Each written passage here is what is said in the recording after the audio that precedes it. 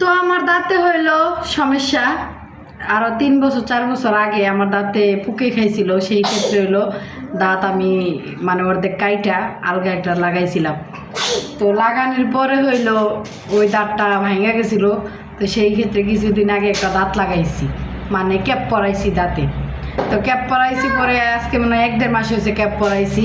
Cap পরানোর পরে হইলো মানে দাঁতে খুব প্রচুর পরিমাণে ব্যথা, এই খাবার টাবার খাইলে ঢুকে যায়। তো আজকে 2 দিন ধরে 3 দিন ধরে প্রচুর পরিমাণের ব্যথা, দাঁতে ব্যথায় মানে চোখ মুখ কান গলা এগুলো ব্যথা করতেছে, মাথা সব ব্যথা করতেছে। তো আজকে ডাক্তারের কাছে গেছি, এটা ওয়াশ করে দিছে দাঁত। তো বললো যে 2 বেলা করে ব্রাশ করতে। তো এখন রাত্রে বাজতেছে 12টা 27। তো এখন এই যে দাঁত ব্রাশ করি আর কি।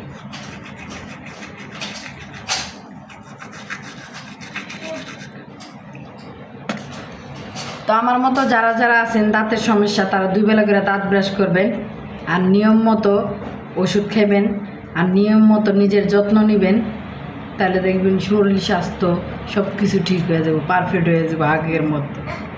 আর অবহেলা করবেন আমার মতো, সারাদিন পর একদিন মাথা আশ্রাইবেন, 2 দিন পর মাথা আশ্রাইবেন, তাহলে দেখবেন মাথা জট লাগিয়া এতটি করে চুল বাইরে বুঝছেন। তো ভালো থাকবেন, সুস্থ থাকবেন, নিজের টেক কেয়ার করবেন। Tata, good bye.